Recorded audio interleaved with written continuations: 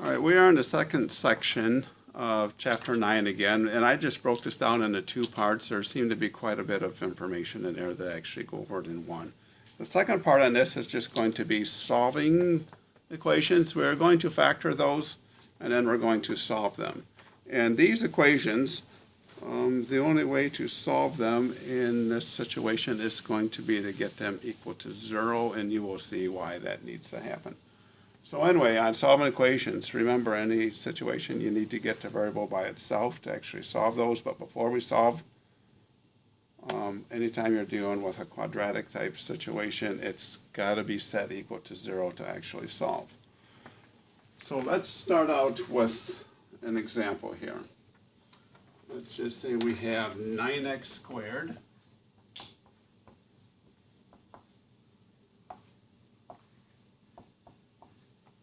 9x squared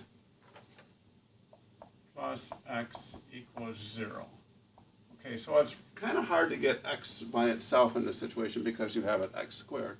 But anyway, it's already set equal to 0. We don't have to go through that process. What we need to do now is just factor these.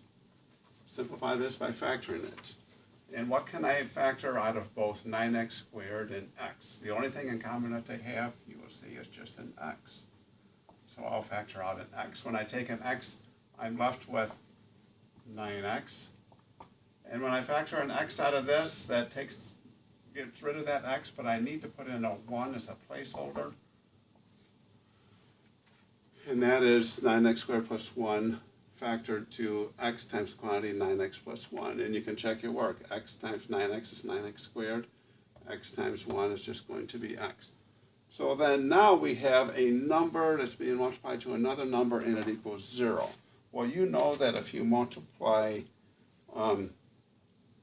two unknown numbers together and your answer is 0, well, that's going to mean that one of these is going to be equal to 0. That means that either x equals to 0, okay, or 9x plus 1 equals 0. So this one is already solved. X equals 0 is already taken care of. 9x plus 1 equals 0. We just need to solve it. It's a very simple algebra equation now. In this situation, get x by itself.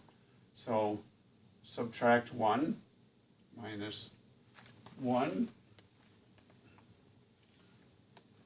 minus 1 minus 1. So you're left with 9x equals negative 1. Divide both sides by 9. You have x equals negative 1/9.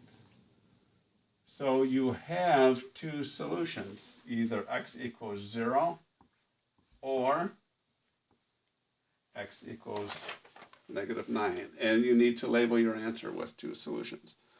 Let me go over an example that, we'll go over another situation. One that you have to actually set it equal to 0. All right. I will use this one. 4y squared equals 28y.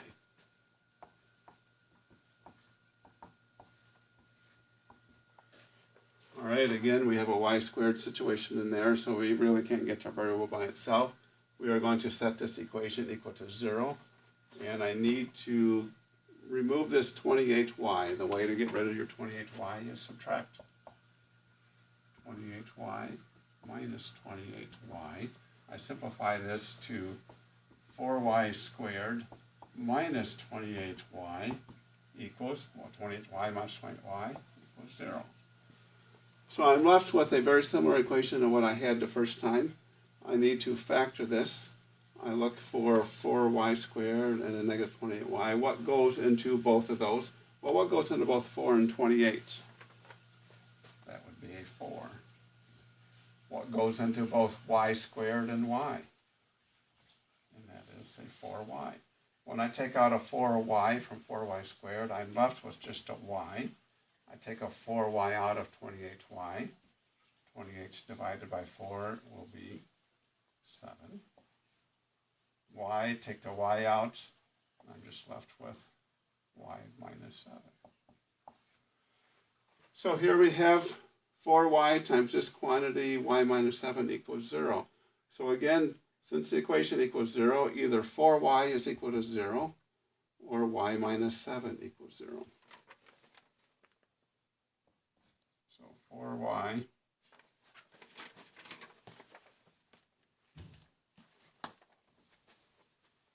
4y equals 0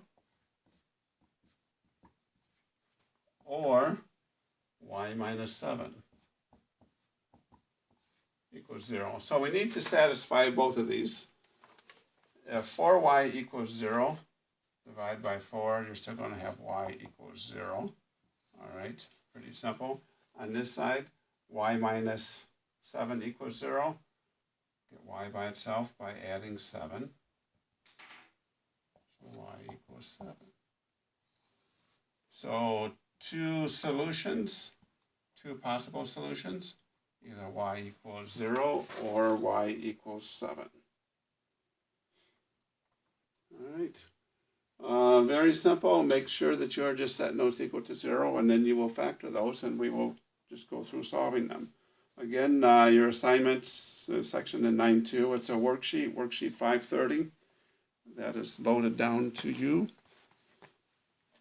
And if you have questions, please email me or text me, or you have my number, you could call me. Thank you. Worksheet 530 is your assignment for this.